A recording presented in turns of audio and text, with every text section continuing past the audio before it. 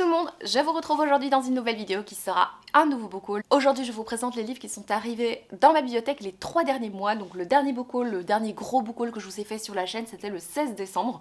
Du coup entre temps il y a eu Noël, il y a eu des services presse, il y a eu pas mal de sorties seconde main, vous allez voir j'ai pas mal craqué.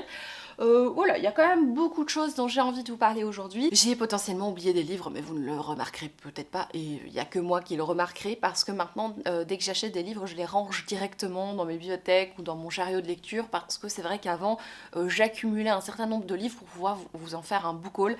Mais je vous avoue que j'aime plus trop fonctionner comme ça parce que j'ai l'impression que je ne présente du coup que des book hauls sur la chaîne et j'ai pas envie que ma chaîne ne soit que book haul. Et en plus, j'en ai un petit peu marre de marcher dans mon appartement et de trébucher sur des livres. Pour ceux qui ne le savent pas, je fais beaucoup de tri dans mes bibliothèques. Alors c'est peut-être pas très intéressant, mais je vous le dis quand même. Je fais beaucoup de tri dans mes bibliothèques et j'ai calculé que ces 2 derniers mois, ces 3 derniers mois, en allant chaque semaine déposer des livres, je pense avoir déposé 200 livres. La plupart du temps, je les donne chez les petits riens pour ceux qui connaissent. Et du coup, forcément, ça me fait quand même de la place pour mettre des nouveaux livres. Et du coup, je rachète des livres. C'est pas ça ne va pas, hein. Je sais bien, c'est une maladie.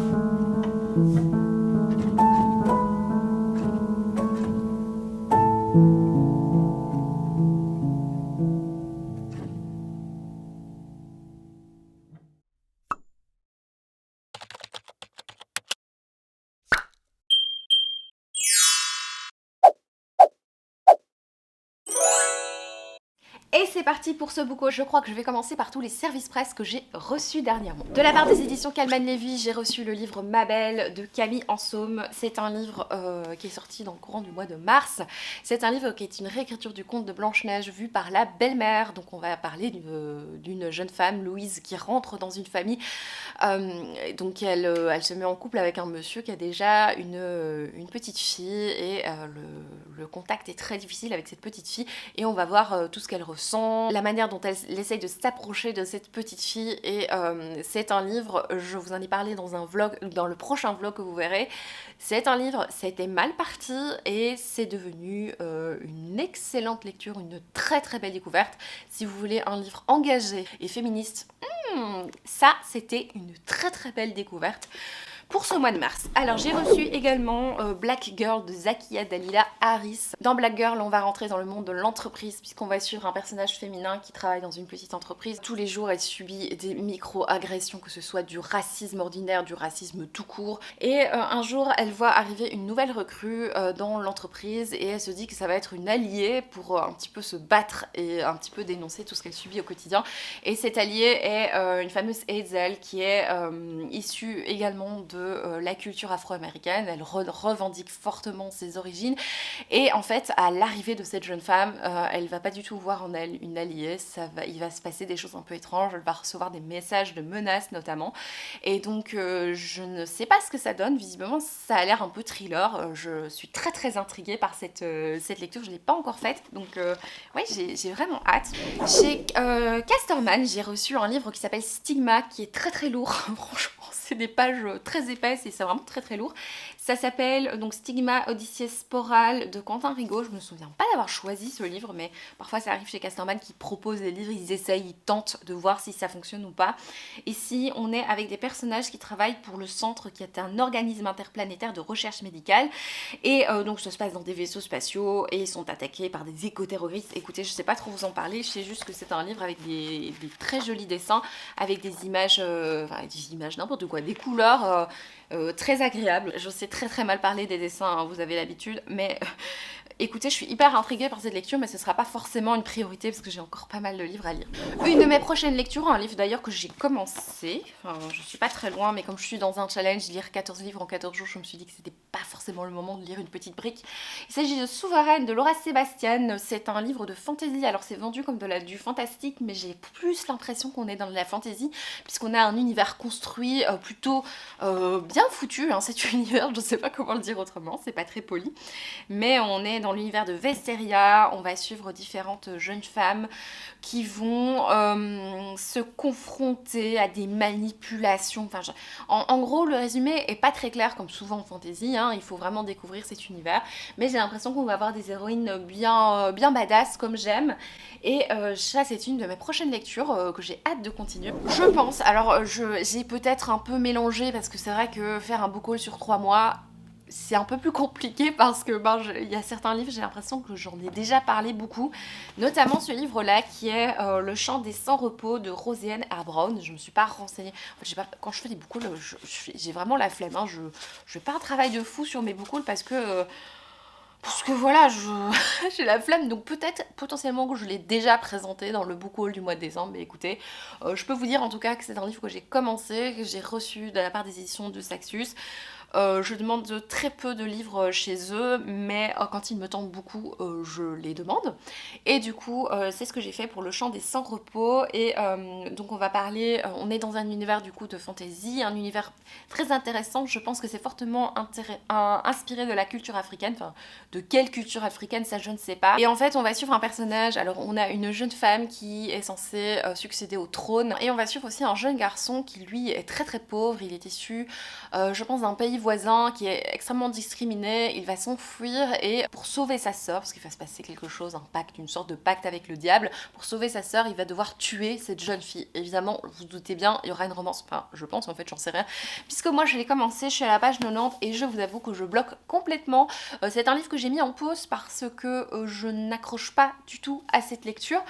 Je trouve que ça prend pas mal de temps et je suis pas hyper intéressée par ce qui s'y passe. Je pense que je vais les reprendre un peu plus tard pour pouvoir vous en parler un petit peu plus parce que c'est vrai que j'aime pas quand je dois parler d'un livre, quand c'est un livre que j'ai reçu la plupart du temps, j'aime bien quand même, si vraiment je dois l'abandonner, avoir au moins lu 150 pages, vous voyez, avoir quand même bien avancé dans l'univers. Ici, je trouve ça un petit peu trop tôt pour vous dire, ben voilà, je m'ennuie, mais en fait, peut-être que dans 3 pages, j'adorerais. Vous voyez ce que je veux dire.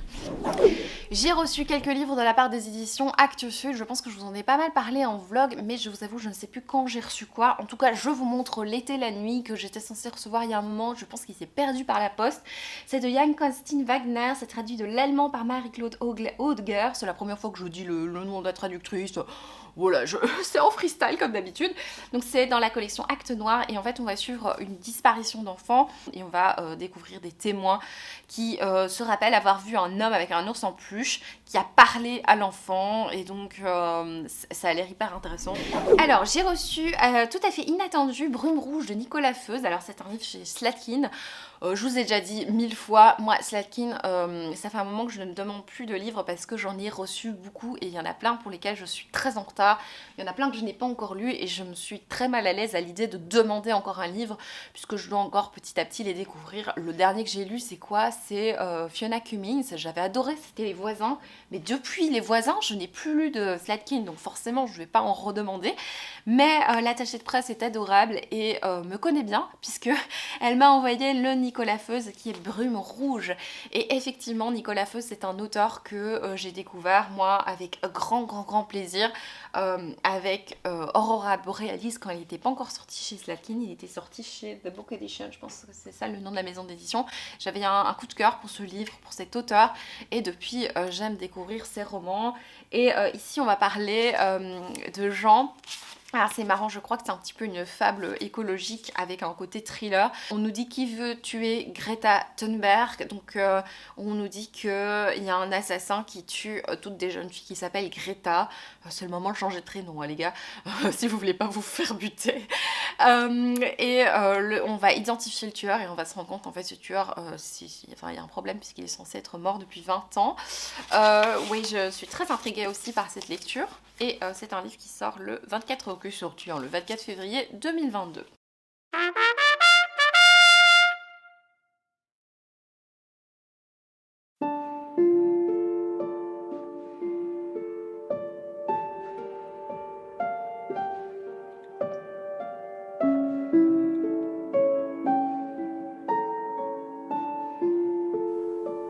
Besoin d'intensité?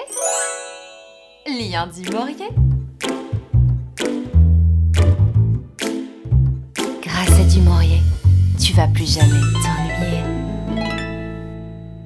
Je vais passer à la suite, je vais passer à tout ce qui concerne les cadeaux de Noël. Pour Noël, j'ai reçu pas mal de choses, hein. Si vous m'avez suivi sur les vlogs de Noël et tout ça, vous connaissez la chanson, vous avez déjà entendu parler de tous ces livres. J'ai reçu, je vais pas dire qui, quoi, quand, comment, parce que ça vous intéresse pas, et puis c'est un peu ma vie privée aussi, donc voilà. J'ai reçu Nordic Tales, c'est des contes folkloriques qui viennent de Norvège, de Suède, de Finlande, d'Islande et du Danemark, avec des illustrations d'où Latinelle. C'est vraiment de très belles illustrations. C'est des contes que j'avais prévu de lire en hiver et est-ce que je les ai lus? Non, alors que nous arrivons au printemps. Enfin, je sais pas, techniquement on n'est pas encore tout à fait au printemps, mais je vous avoue que je suis plus trop dans le mood de lire des trucs de Noël. Mais franchement, on a des très jolies illustrations. C'est écrit en anglais, j'ai oublié de le préciser. Moi j'aime beaucoup, j'aime énormément tout ce qui est conte, tout ce qui est histoire folklorique et également tout ce qui est réécriture de contes. Et donc franchement j'ai été super heureuse de découvrir ce livre au pied du sapin. Alors j'ai reçu de la part d'une personne qui avait reçu ma happy list dans laquelle j'avais mis une sélection de livres que j'avais envie de lire depuis super longtemps. Ce livre là était dans ma happy list depuis presque 2 ans. Il s'agit d'Ineffaçable de Clarence Pitts. C'est un livre qui se passe à Bruxelles, c'est écrit par une autrice belge, c'est un policier, c'est même un thriller publié chez Phénix Noir. Un inspecteur qui est confronté à une série de crimes sexuels d'une perversité sans nom. Écoutez, moi ça me tente beaucoup. Alors, j'ai reçu Le Gouverneur de la Rosée de Jacques Roumain. C'est un livre écrit par un poète et écrivain haïtien, Jacques Roumain, qui en fait est une immense figure littéraire et politique de son pays. C'est un auteur qui est mort en 1944. Écoutez, moi je connais pas du tout, je connais plutôt bien les éditions Zulma, enfin plutôt bien n'importe quoi, je vois à quoi ressemblent les éditions Zulma, j'ai 2-3 livres de chez eux, mais j'en ai toujours pas lu et c'est une édition qui m'intéresse beaucoup. Et ici, on nous dit que tout le monde a été touché par les amours de Manuel et d'Anaise. Aux citadins haïtiens et aux lecteurs étrangers, le roman a révélé la vie paysanne qu'ils ignoraient autant les uns que les autres. J'ai reçu pour Noël, alors ça c'est très récent puisqu'on a fêté un Noël encore en mars parce que bah voilà, le Covid et tout le bazar. J'ai reçu une réécriture des Six Signes, je pense que c'est un conte de crime si je ne me trompe pas. C'est Six Crimson Cranes, c'est un livre qui n'est pas encore sorti en français, c'est de Elizabeth Lim. Je suis subjuguée par cette couverture absolument somptueuse avec des couleurs pâles et pastels d'une beauté inouïe. Et on nous dit que c'est une princesse en exil, un dragon, des crânes enchantés, une malédiction. Écoutez, je pense qu'on est dans un univers fantasy et moi, vous savez, enfin ou pas, ou je ne sais pas, mais j'aime beaucoup les réécritures de contes. J'ai reçu Fille de Lilith de Sarah Blow qui est un roman policier, qui est une enquête policière israélienne. Je vous en ai parlé dans un point lecture qui est sorti dernièrement. Je vous avoue que c'est un livre pour lequel j'étais ressortie très mitigée. Alors là, c'était le livre, mais le livre de la chance. J'ai reçu un livre de la part de quelqu'un qui ne connaît pas du tout, ni ma chaîne forcément, ni Livre Addict, ni quoi que ce soit, donc qui ne connaît pas du tout l'état de ma bibliothèque, qui fait un petit peu peur. Enfin, j'ai quand même beaucoup de livres, et donc pour m'offrir un livre sans regarder, enfin sans connaître ma bibliothèque, c'est très compliqué. Et elle m'a offert le seul Delphine de Vigan que je n'avais pas. Et c'est un heureux hasard, j'ai reçu les gratitudes de Delphine de Vigan, publiées chez J.C. Lattès. Et on nous dit, vous êtes fous, déjà demandé combien de fois dans votre vie vous aviez réellement dit merci, un vrai merci, et je sais pas trop, une exploration des lois intimes qui nous gouvernent. Je sais pas trop, écoutez ce que ça va donner, c'est aussi très très court, et effectivement c'est le seul de Delphine de Vigan que je n'avais pas, ou en tout cas le seul Delphine de Vigan que j'avais envie d'avoir et que je n'avais pas, voilà. J'ai reçu également Les sorcières de la littérature, préface de Chloé Delhomme, parce que pourquoi j'avais envie de lire ce livre? Parce qu'on nous parle notamment de pas mal d'autrices qui sont parfois oubliées, qui sont pas forcément bien représentées, et j'avais envie de le lire ce livre parce que j'avais vu qu'il citait l'autrice d'Erland, Charlotte Perkins Gilman, que j'ai découverte il n'y a pas si longtemps, et je me suis dit, ah, s'ils parlent de Charlotte Perkins Gilman, ils vont certainement parler d'autres autrices que je ne connais pas, et donc effectivement ce livre m'intrigue beaucoup. Je ne l'ai toujours pas lu, c'est un livre illustré qui va nous parler d'autrices. C'est assez bref les présentations, mais quand même on nous parle d'autrices, ça nous donne envie de découvrir. Enfin, j'ai un peu feuilleté les livres qu'elles ont écrits. Évidemment c'est très très court, c'est pas hyper détaillé, mais je trouve que c'est une bonne entrée en matière. Une petite mise en bouche peut-être pour certaines autrices que je ne connais pas. Un livre qui me tentait énormément, je suis super heureuse de l'avoir reçu. Et alors j'ai reçu encore 2 livres pour Noël, j'espère que j'en ai pas oublié, mais je pense pas. Si, bah oui, j'ai oublié. Oh, je vais aller chercher après. J'ai reçu Les Grands Oubliés, Pourquoi l'histoire a effacé les femmes. Je pense qu'on a tous un peu reçu ça, mais franchement parmi les nouvelles sorties féministes, celui-là c'est un qui me tente énormément. Je vais pas en parler pendant 3 heures non plus parce que je pense que vous en avez certainement entendu parler.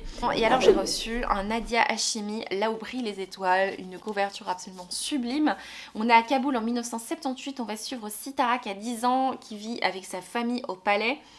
Son père est le bras droit du président et un soir elle quitte sa chambre sur la pointe des pieds pour regarder les étoiles, et c'est le soir du coup d'état. Ça a l'air absolument magnifique, très touchant et très dramatique. J'ai reçu, alors là ouais je peux le dire, c'est mon compagnon qui m'a offert Le Château des Animaux, le tome 2, puisque moi j'avais lu le 1 et il a un petit peu tourné dans le cercle d'amis dernièrement, et en fait il a eu beaucoup de succès. Voilà, je suis super contente et du coup ça me donne envie de redécouvrir ce tome 1, et là c'est donc la suite. C'est une réécriture donc de La Ferme des Animaux de George Orwell, et j'ai reçu également 47 cordes de Timothée Le Boucher. Alors j'ai un petit peu peur avec ce livre, je vous avoue, puisque moi de Timothée Le Boucher j'ai eu un gros coup de cœur pour Ces jours qui disparaissent, et j'ai une grosse déception pour dans le vestiaire, voilà, qui va parler de harcèlement notamment, et donc voilà. Bon, j'imagine que 47 cordes va nous parler d'une harpe, puisque la harpe a 47 cordes, je ne sais pas si ça a à voir. Écoutez, moi je trouve que c'est le moment de vous insérer une petite publicité.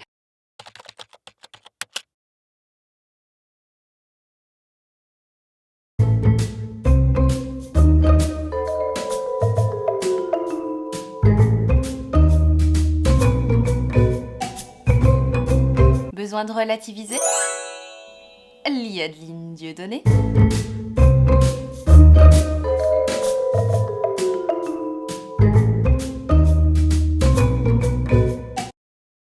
Ensuite Ensuite je vais passer à pas mal de livres, hein, puisque, oh mon dieu, mais il y en a encore la blinde. Oh là là. Bon, allez. On va passer à tout ce qui est livre de poche et je terminerai par les grands formats. Je vais un petit peu aller plic-ploc, hein. J'ai acheté Chaque homme dans sa nuit de Julien Green. C'est une version très très laide de seconde main. Bon voilà, j'achète en général mes livres entre 50 cents et 3 euros. Donc Julien Green, c'est un auteur que j'ai très très envie de lire depuis longtemps, pour les terres lointaines, un truc comme ça, les pays lointains. J'avais acheté cet énorme tome qui est les pays lointains, je crois que c'est ça, et que je n'ai toujours pas lu parce que c'était une énorme brique, il faut avoir quand même pas mal de temps devant soi. Mais c'est vrai que dernièrement j'ai entendu pas mal parler de Julien Green, notamment chez Minas Reading, si je ne me trompe pas de pseudo, et elle a eu un gros coup de cœur pour Adrienne Mesura, qui est d'ailleurs une de mes lectures en cours, et du coup j'ai eu envie de découvrir d'autres livres de cet auteur. Il paraît que ses psychologies de personnages sont très fines, et c'est ce que j'aime, hein. Je pense que vous le savez maintenant. Il y a pas mal de littérature russe que j'ai acheté ces derniers mois. On a Le journal d'un homme de trop, suivi de 3 rencontres d'Ivan Turgenev. Le seul livre que j'ai lu de lui, c'est Mon amour. Je crois que c'est lui qui a écrit Premier amour, voilà. Oh là là, ça fait tilt là. Et ici, Le journal d'un homme de trop. En fait, c'est un texte sur la brièveté et l'inutilité de toute une vie. Et j'ai trouvé ce concept un peu terrible. Enfin, franchement, ça me tente énormément. Le sentiment d'échec permanent et recherché. Turgenev ne l'a jamais mieux exprimé qu'ici. J'en ai jamais entendu parler de ce livre. On va rester avec la littérature russe, puisque je me suis acheté Eugène Onegin d'Alexandre Pouchkine. C'est un livre que je n'ai jamais lu, et pourtant je suis très très fan du Eugène Onegin de Tchaïkovski. Je trouve ça magnifique. L'air Kouda Kouda est un de mes airs préférés dans tout ce qui est opéra, et notamment opéra russe, et donc Eugène Onegin, je suis ravie de le découvrir. Et c'est écrit en vers, donc il y a plusieurs versions de ce Eugène Onegin. Ici j'ai pris la traduction d'André Markovitch. Je vous en ai parlé dans mon dernier vlog, mais je suis en train de lire Crime et Châtiment. Bon, je l'ai mis un peu de côté parce que ça rentre pas trop dans mon challenge, mais je suis en train de lire, il est un peu en pause, Crime et Châtiment. C'est une traduction de Markovitch et j'aime bien. Franchement, cette traduction, il semblerait que ce serait la traduction la plus pointue, la plus ressemblante au langage russe initial, donc peut-être la moins littéraire, qui se permet peut-être moins de liberté que d'autres traductions. Et du coup, j'ai pris Alexandre Pouchkine, donc Eugène Onegin, dans cette traduction-là. J'ai pris un Maupassant qui est La Petite Roque, que je n'avais pas, et c'est une toute petite édition, trop choupinette. Bon, c'est écrit très petit par contre, et moi je connais pas du tout l'histoire de La Petite Roque, mais je pense que c'est une histoire un peu glauque. Soudain, il s'arrêta net, comme s'il se fût heurté contre une barre de bois, car à 10 pas devant lui gisait étendu sur le dos un corps d'enfant tout nu sur la mousse. C'est glauque. Voilà. Je me suis procuré Continuer de Laurent Mauvignier. C'est le premier Mauvignier que j'achète. J'ai été très tentée par les chroniques de Flowfly. Il parle de temps en temps de Laurent Mauvignier. Il me semble qu'il avait beaucoup aimé un autre de ses romans. J'ai pris celui-là. J'ai décidé de choisir celui-là parce que je suis tombée sur celui-là, en fait, tout simplement. Et parce qu'on va parler d'une relation difficile entre une mère et son fils. Une mère qui veut partir plusieurs mois avec son fils à cheval dans les montagnes du Kyrgyzstan afin de le sauver. Et j'ai lu quelques extraits que je trouve absolument magnifiques, donc j'espère que ça me plaira. Il ne faut pas que j'oublie de vous parler de ce livre-là qui est ma lecture en cours, puisque je suis en train de lire La compagnie des loups d'Angela Carter. C'est une autrice que j'avais envie de découvrir depuis longtemps, puisque il semblerait que sa plume est absolument somptueuse. J'avais voulu la découvrir en VO, et je me suis dit que peut-être que le style allait être trop ardu pour moi. Et en effet, je pense, en le lisant en français, je me rends compte que j'ai bien fait de l'acheter en français, parce que je comprends l'anglais quand je le lis, mais je n'ai pas un assez bon niveau que pour apprécier un style un petit peu plus poussé, un petit peu plus dense, comme La compagnie des loups. Et déjà en français, je trouve que ça prend pas mal de temps, il faut un peu se délecter de cette plume. Je trouve ça somptueux, enfin franchement j'adore. Il s'agit d'un recueil de nouvelles qui sont des réécritures de contes, et le premier conte, je pense qu'on peut un peu deviner. Je suis donc en train de lire Le cabinet sanglant, enfin non, je viens de terminer Le cabinet sanglant, qui est la première nouvelle, qui est peut-être la plus longue de ce recueil. Et Le cabinet sanglant, sans aucune surprise, c'est une réécriture de Barbe Bleue. Et je suis subjuguée par cette plume, par cette belle traduction. Je trouve ça absolument magnifique. C'est une autrice qui est connue, Angela Carter, pour être féministe, pour être très engagée, qui propose des textes assez érotiques, un érotisme gothique. C'est un livre que je lis ici sur toute cette semaine, dont je vous en parle dans le prochain vlog. Je vais le remettre là parce que ça va bien avec cette illustration chaperon rouge. Je me suis procuré Un amour insensé de Tanizaki. Alors il y a un autre Tanizaki je pense dans cette vidéo. Celui-là je l'ai acheté suite à 2 recommandations. Notamment la recommandation d'une jeune booktubeuse japonaise qui présente des coups de cœur qu'elle a lus en japonais et qui sont très bien traduits et qui sont très accessibles. Enfin, ses histoires japonaises préférées qui sont traduites en français, en fait, tout simplement. Et elle en a vraiment bien parlé de cet amour insensé. J'essaierai de retrouver cette vidéo. Et dernièrement, il y a aussi Napolita qui a fait une superbe vidéo sur Tanizaki. On est souvent sur des thèmes un peu sordides. Ici, on va suivre l'histoire de Joji Kawai qui s'éprend d'une jeune serveuse de 15 ans. Donc on a une histoire d'amour quand même un peu tendancieuse, entre 30 ans et 15 ans, bon bref. Et il va la prendre sous sa protection et on va parler de pas mal de thématiques. Il y a pas mal de on nous dit vulgarité, cynisme, érotisme. C'est une chronique douloureuse et ironique de leur vie conjugale. J'espère que ce sera sympa. Et enfin, franchement, allez voir la vidéo de Napolita qui était vraiment intéressante, qui parlait notamment de la fascination de l'auteur pour les pieds. Et ça, j'ai retrouvé dans un des livres que j'ai lu de l'auteur. Et enfin, il y a plein d'autres choses que ça, hein, mais là, je vous parle juste de ça. Je suis tombée sur un livre que je ne connais absolument pas, mais je l'ai pris parce que c'était libretto et que le titre me parlait, la couverture me parlait et le résumé me parlait. Il s'agit de Mère et fille de Charles Palizer, pardon. C'est un auteur que je ne connais pas du tout, c'est un auteur qui est né dans le Massachusetts et qui a vécu en Angleterre dès l'âge de 8 ans. Et Mère et fille est un roman qui va parler de Richard qui doit donc rester dans la maison familiale. La mère et la sœur n'ont qu'une envie, le voir disparaître. Enfin, ça m'intrigue beaucoup cette histoire. J'en ai entendu parler nulle part, mais je trouve cette couverture d'une... Oui, c'est très évocateur, ça donne vraiment très envie de découvrir ce qui se passe. Je me suis acheté en seconde main David Copperfield en français. Dans cette jolie petite édition, j'ai acheté ça chez Pêle-Mêle. Et c'est la collection Nelson. Et en fait, je l'ai acheté parce que je vais le lire en décembre pour le parcours victorien pour lequel je suis très en retard, hein, puisque là, je suis dans Cranford et nous sommes au début du mois de mars, alors que Cranford, il fallait le lire en février.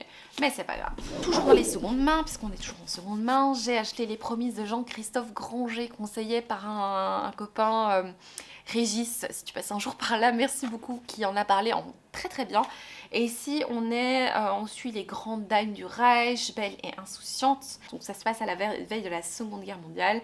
Et elles sont victimes d'un tueur mystérieux. Donc on est sur une enquête, un roman, un thriller historique. Ça a l'air vraiment chouette. 2 petits livres, je pense tous les 2 d'origine grecque. On a Nikos Kazantzakis, Le Lys et le Serpent. C'est un livre dont j'ai jamais entendu parler, aux éditions du Rocher, que j'ai trouvé en seconde main complètement par hasard. J'étais intriguée par la couverture, par le titre, et je l'ai acheté quand j'ai lu que c'est un livre qui est paru en 1906.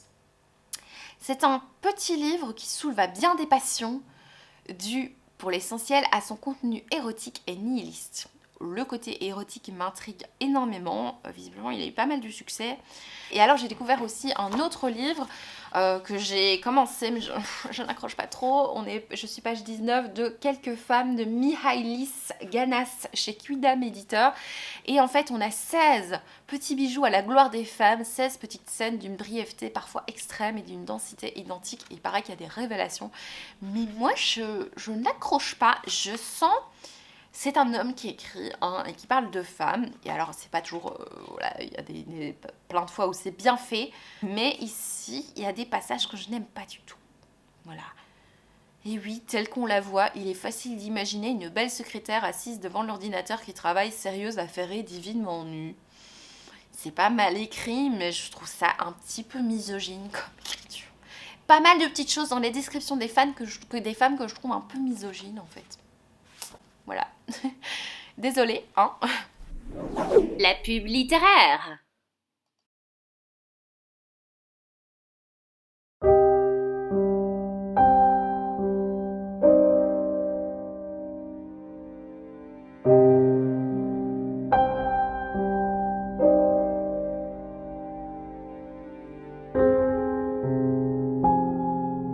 Tu es déprimé? Lis Franck Tillier. J'ai acheté Un paradis de Sheng Kei, qui est un roman publié chez Pic et Poche. C'est un livre qui m'intriguait beaucoup, qui va nous parler d'une clinique illégale pour mères porteuses. Ça se passe en Chine. Et en fait, c'est un livre que j'ai lu, je vous en parle dans le prochain vlog également, et je vous donne déjà, spoiler alert, l'indice que c'est une déception. J'avais acheté La sorcière aux champignons de Tachibana Higuchi. Celui-là, je l'ai acheté juste pour la couverture parce que c'est des champignons. C'est une jolie petite histoire. Si vous aimez les champignons, je pense que vous allez l'aimer. Maintenant, j'ai été très déçue par le côté romance qui est complètement niaise et gnangnan à souhait. Voilà, je ne lirai pas la suite, ou alors je l'emprunterai, mais je ne la lirai pas, je ne l'achèterai pas, parce que c'est un peu gnangnan, enfin c'est vraiment gnangnan. L'univers des champignons est vraiment chouette, la manière dont l'autrice a vraiment utilisé les champignons, c'est trop chouette, mais la romance, voilà. Franchement, mes arguments sont quand même hyper top, hein. Ensuite, j'ai fait un petit craquage de, vous savez, les petits livres à 2 €. Ceux-là, c'est des livres que j'ai achetés neufs pour le coup. J'ai acheté un Annie Ernaux qui est Hôtel Casanova. J'ai très envie de découvrir Annie Ernaux. J'ai envie de comprendre l'intérêt que beaucoup de gens ont pour Annie Ernaux. Parce que moi, j'avais commencé La Honte, je pense, et j'ai pas accroché. Donc voilà, c'est de l'autofiction, j'ai vraiment envie de découvrir pourquoi est-ce qu'on aime tant Annie Ernaux, et je me suis dit peut-être que j'allais la découvrir dans un tout petit livre. Alors j'ai acheté et j'ai lu un Tanizaki qui est Le pont flottant des songes, qui va nous parler de l'histoire d'un petit garçon, Tadazu, qui a grandi avec une maman.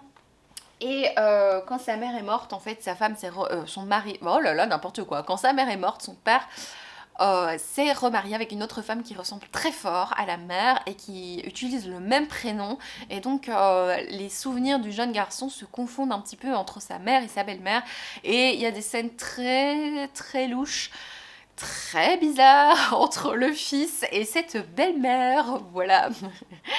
Ensuite, on a un Sylvia Plath, c'est une autrice que je n'ai jamais découverte, enfin franchement j'ai jamais lu cette autrice, elle m'intrigue beaucoup, et je me dis en effet quoi de mieux qu'un tout petit roman pour la découvrir. Et donc on nous dit que elle explore avec une justesse qui fait mouche les faux semblants des relations humaines, et j'aime beaucoup ça là, ce genre de thématique. Et c'est donc dimanche, c'est chez Leamington, je trouve cette édition très très jolie. Le dernier souper de Shusaku Endo et autres nouvelles, c'est un livre traduit du japonais, et en fait moi ce qui me tente pas mal, c'est le résumé de ce livre. C'est: quel terrible secret dans son passé Tsukada tente-t-il d'oublier ou d'expier en buvant?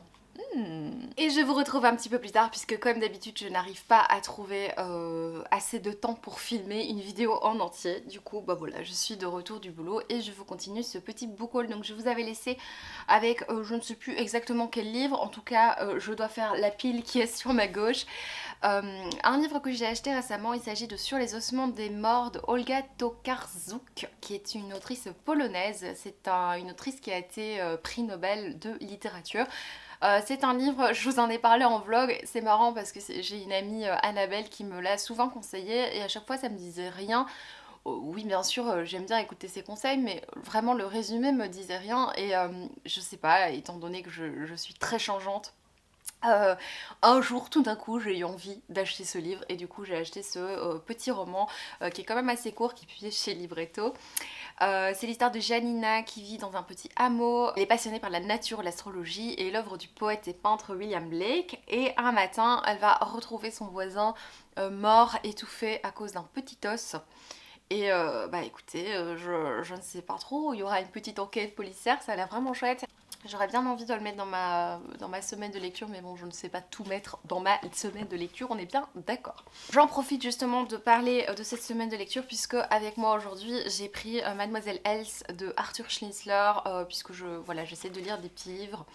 Et donc j'avais très envie de redécouvrir Arthur Schnitzler, parce que c'est vrai que souvent quand je découvre des auteurs, j'achète d'autres livres de ces auteurs, et en fait j'attends toujours un long moment avant de les lire. Et ici je me suis dit non Isabelle, tu vas lire tout de suite Arthur Schnitzler. J'ai découvert quoi en janvier, je me suis dit non, vraiment je vais continuer cet auteur assez vite, continuer de le découvrir. Et ici c'est très particulier, je suis vraiment au tout début, mais je peux vous dire que on va suivre l'histoire d'une jeune fille, une adolescente une jeune femme de 18-19 ans.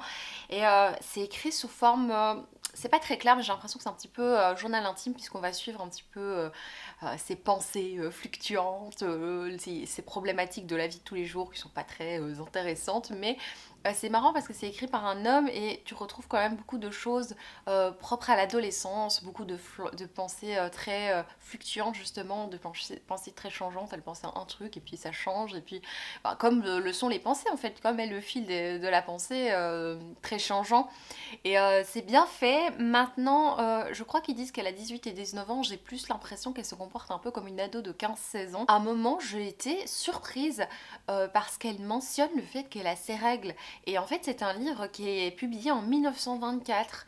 Et je suis assez surprise, agréablement surprise de voir que, en fait, l'auteur, en se mettant, n'a pas été pudibond en parlant de ses règles, n'a pas utilisé des mots voilà, pour parler des règles parce qu'il n'osait pas le dire. Non, non, elle dit, bah voilà, j'ai mes règles, bazar, j'ai calculé, et je trouvais ça chouette de la part, enfin, normal en fait, hein, à la base, mais j'étais étonnée, surtout de la part d'un auteur qui a publié ça en 1920, et en fait, je suis en train d'essayer d'analyser ce livre, mais je suis pas du tout dans le vlog.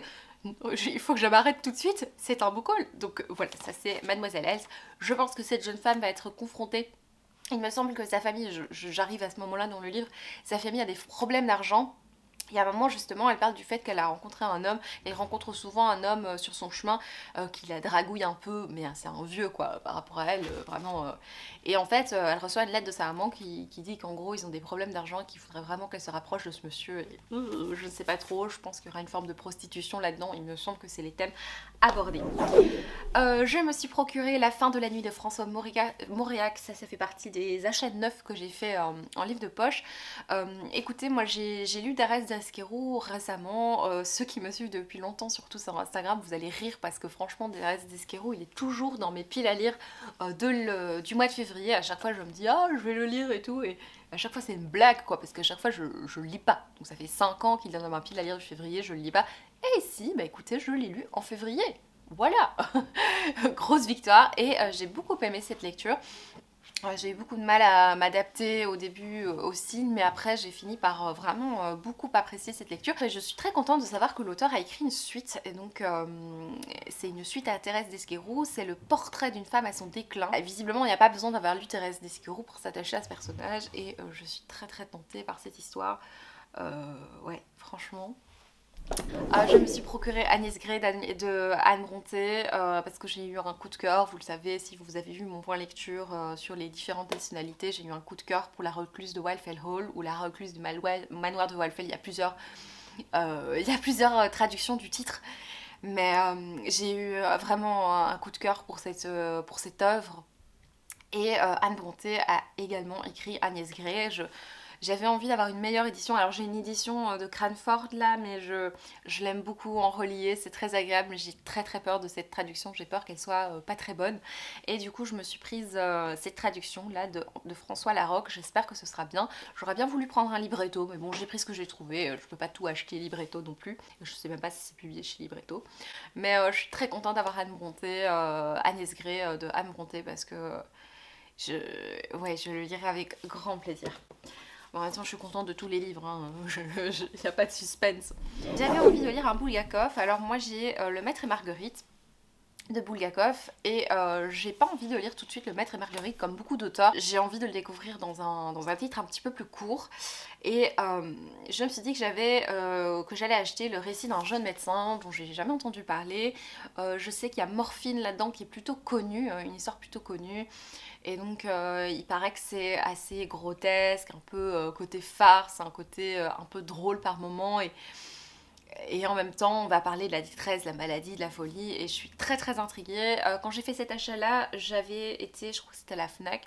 Je vais rarement acheter des livres à la Fnac, mais là je m'étais arrêtée, et en fait j'ai pris vraiment le temps de lire quelques extraits, et j'ai vraiment accroché à cette plume.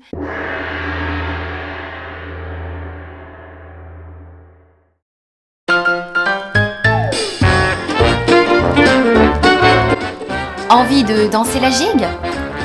Lis un Thomas Gunzig. J'ai pris un livre de Tchekhov, vous savez les petits livres à 2 euros, La Dame au petit chien, suivi de Un au royaume des rêves. Et Au royaume des femmes, qu'est-ce que je raconte au royaume des rêves? je suis fatiguée, du coup je pense que j'associe tout au rêve et au sommeil. Donc on va suivre l'histoire d'Anna Akimovna, qui est une riche héritière, qui n'a pas encore trouvé l'amour. Et elle va rencontrer un homme et je sais pas trop, hein. Je sais pas ce que ça va donner, c'est vraiment très court, ça me permet pareil de découvrir un auteur dans une œuvre très très courte et de voir si j'accroche à son style. Parce que si j'accroche pas du tout à son style déjà dans une nouvelle, ben je lirai pas de livres un peu plus gros, évidemment.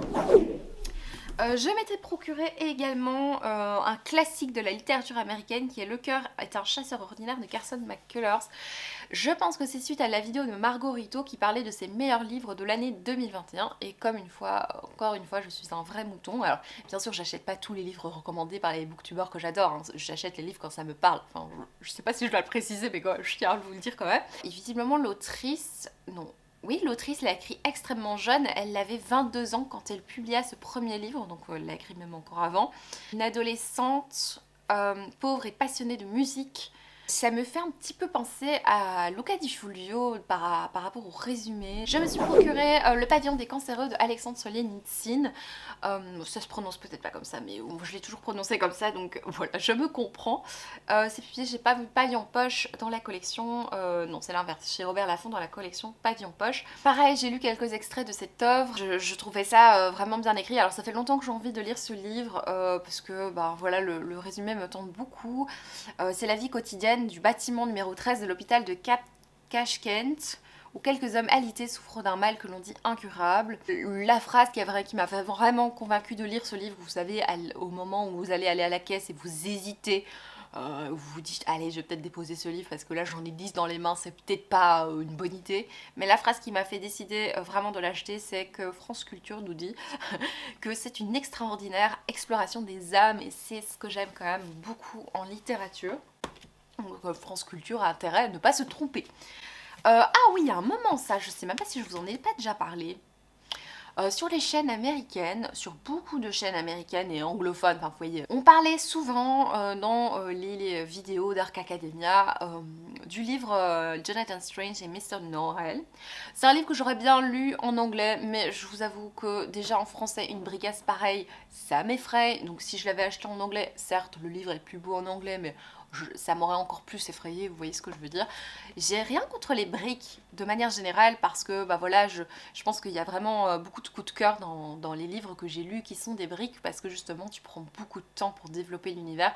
Par exemple Anne Brontë, La recluse de Wildfell Hall, je pense le fait justement que ce soit un gros livre, enfin, tout est relatif mais c'est plutôt un gros livre, je pense que le fait que ce soit un gros livre ça a beaucoup aidé, ça a beaucoup contribué au fait que ce soit un coup de cœur parce qu'il y a vraiment un approfondissement des personnages et donc j'aime beaucoup, effectivement il y a beaucoup de mes coups de cœur qui sont des pavasses, notamment Luca Di Fulvio et tout ça. Mais c'est vrai que ce qui me fait peur dans les pavés, c'est que ça me prend plus de temps de lecture et du coup pendant tout ce temps-là, je ne sais pas lire d'autres livres. Et donc il faut vraiment que le livre me plaise vraiment pour que, ça fait 2 fois vraiment, mais c'est pas grave, pour que je reste dans cette lecture. J'ai toujours peur de me dégoûter de la lecture. J'ai quand même peur, j'ai quand même cette petite frayeur ici, il fait 1000 pages, c'est ça qui me fait peur, mais en même temps il paraît que c'est vraiment génial. J'avais trouvé Les Belles Endormies de Yasunari Kawabata. On est ici dans une maison close. En fait c'est assez glauque, assez sordide, hein, puisque on va suivre donc une maison close dans laquelle la clientèle est faite de vieillards impuissants qui viennent dans le secret d'une chambre approcher de jeunes vierges abandonnées. Écoutez, une méditation sur la beauté et la vie, la mélancolie, la mort et les amours passés. Je me suis acheté un livre et là c'est vraiment, mais Isabelle quoi. Vous avez même peut-être la preuve que j'ai déjà ce livre dans la bibliothèque puisque d'Irène Nemirovsky j'ai acheté Ida. J'ai envie de découvrir plein de livres de Irène Nemirovsky. Depuis que j'ai lu Le Bal notamment, j'ai envie de lire pas mal de ses livres et bah forcément j'ai commencé à accumuler. Et quand j'ai rangé ma bibliothèque, puisque j'ai fait un nouveau rangement dernièrement, j'ai réuni certains auteurs, notamment Irène Nemirovsky, puisque j'ai quand même 6-7 livres d'elle. Et c'est là que je me suis rendu compte que j'avais acheté 2 fois le même livre avec Ida, donc d'Irène Nemirovsky.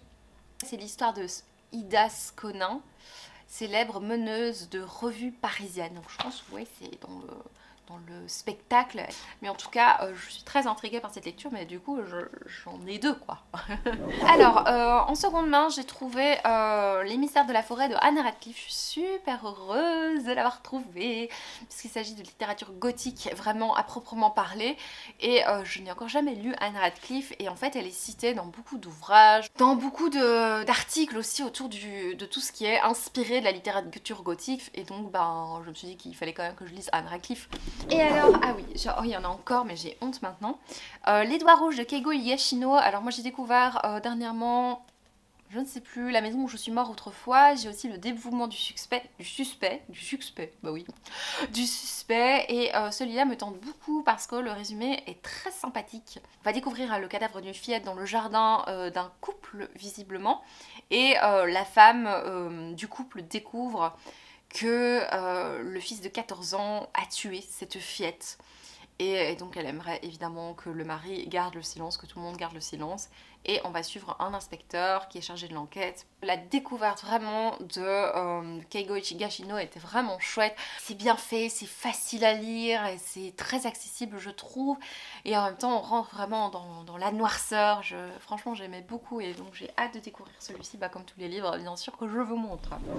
Je vous en ai déjà parlé dans un point lecture, je m'étais procuré Chienne de Marie-Pierre Lafontaine qui est un roman québécois. C'est un livre qui va nous parler de l'horreur qu'il y a dans une petite famille, puisque un père torture ses deux filles de la pire des manières. Je sais pas s'il y a une bonne manière de torturer sa fille. Où est-ce que je veux dire quoi, c'est très très glauque. Je vous en ai parlé dans le dernier point lecture. C'était le livre tout en haut, puisque j'ai fait de nouveau l'échelle du glauque et c'était le livre le plus glauque de ma sélection.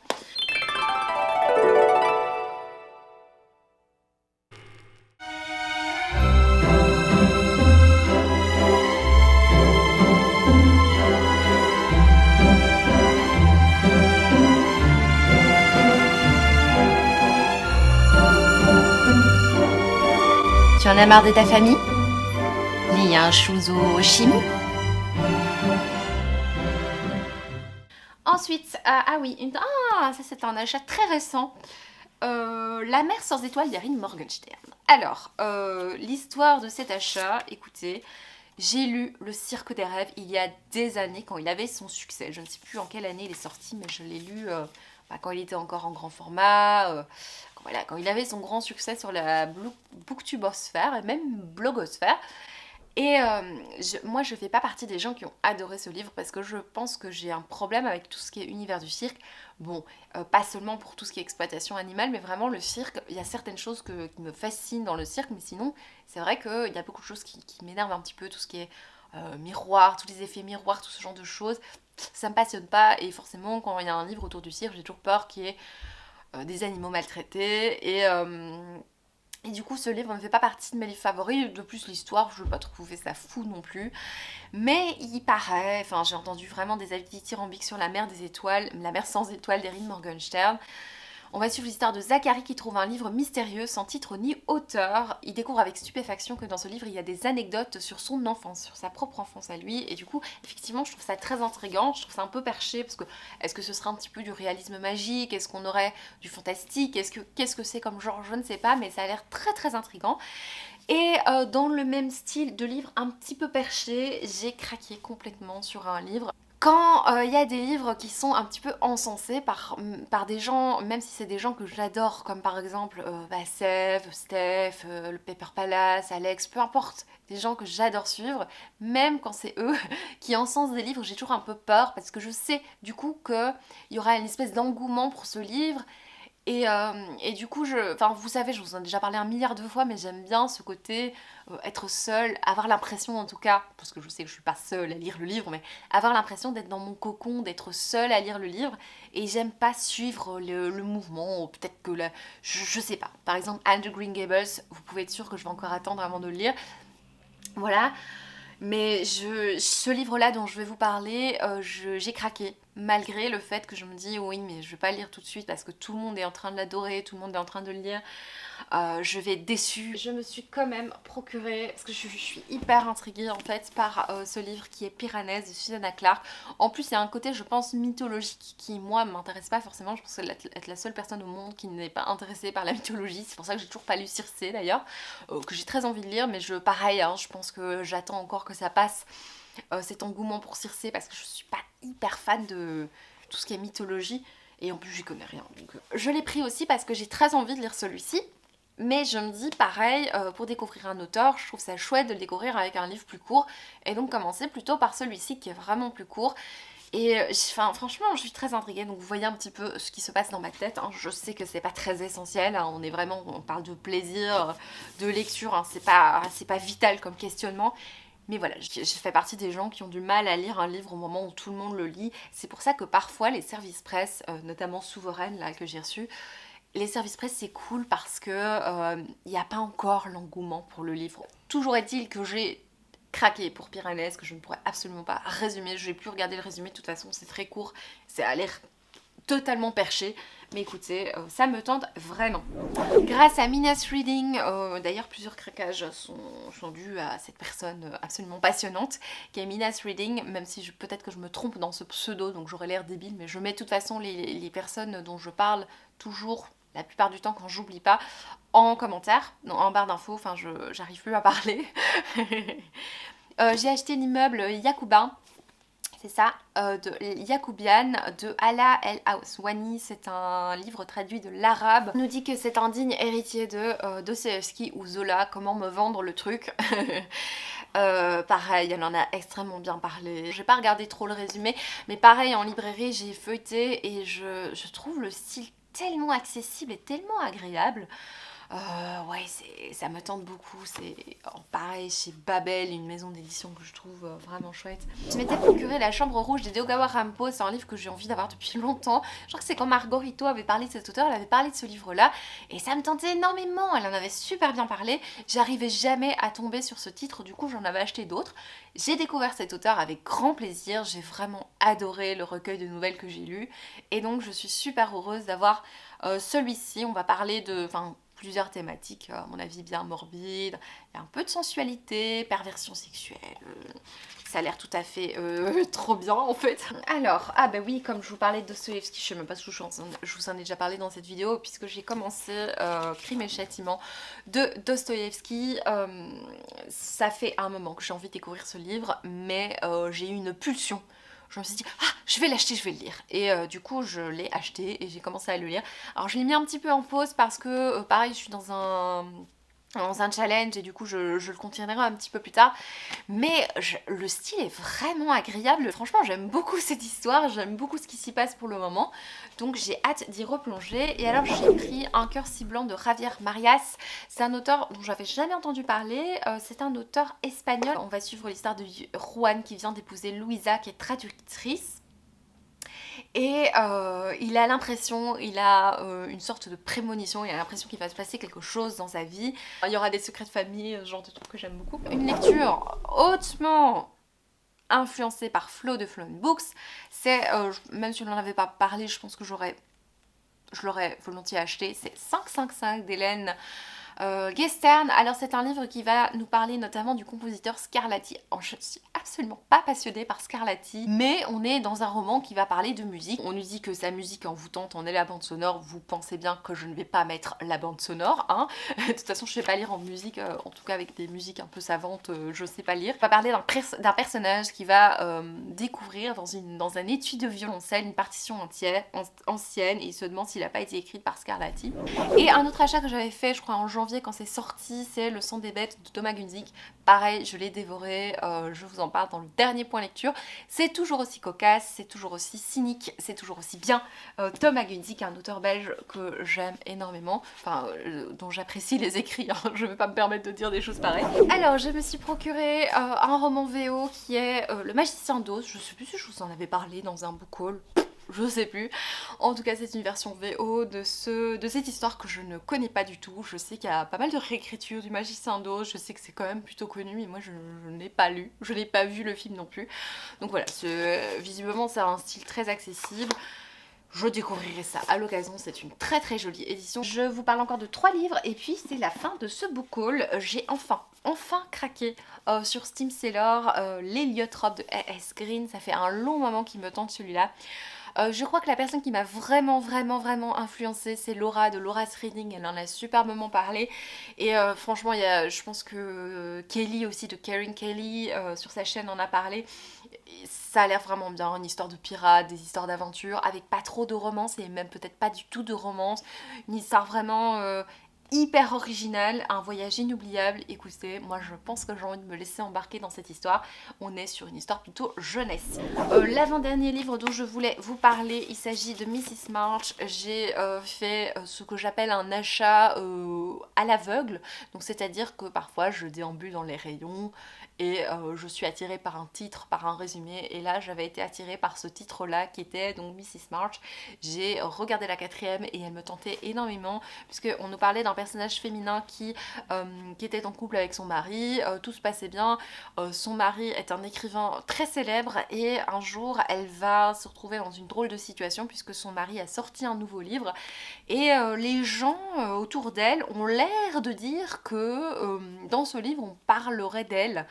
Donc son mari se serait inspiré d'elle, sauf qu'elle, elle ne lit pas les livres de son mari, et elle est choquée d'apprendre que son mari se serait peut-être inspiré de sa femme, donc de notre héroïne.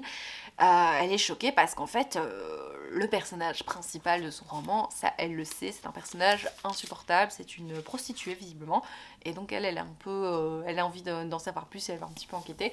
Ça m'intéresse beaucoup, j'ai commencé, je l'avais mis de côté, je sais plus pour quelle raison, mais j'aimais beaucoup ce que j'y lisais pour le moment. Et le dernier livre, et non le moindre, il s'agit du recueil, non, je retourne le livre, Les chefs-d'œuvre de Junji Ito. Ça fait un long moment que j'ai envie de découvrir cet auteur, c'est un mangaka d'horreur assez connu, et moi j'ai jamais acheté un de ses livres parce qu'en fait ils sont souvent vendus en recueil et du coup c'est assez cher. J'ai craqué au mois de mars pour ce recueil qui coûtait 20 € je pense, qui contient 10 histoires de Junji Ito, donc il nous fait vraiment découvrir jusqu'où il peut aller dans ces univers bien glauques. J'ai adoré ce livre, j'ai vraiment adoré. On est vraiment dans des univers extrêmement sombres et surtout dégueulasses. Il y a 2 nouvelles, parce que j'appelle ça des nouvelles parce que c'est vraiment très court, qui m'ont fait, donné envie de gerber vraiment. L'avant-dernière, il y en a une qui s'appelle Lipidique. Je crois que c'est ça qui est dégueulasse. L'épidémie, c'est dégoûtant. Mais dégoûtant. Celle-là, franchement, j'aurais bien voulu ne pas la lire, parce que c'est pas dans l'horreur, c'est dans le dégoûtant. Là, vraiment, l'épidémie, c'est dégueulasse. Rien que d'y penser, le thé qu'il y a devant moi, là, j'ai plus très envie de le boire.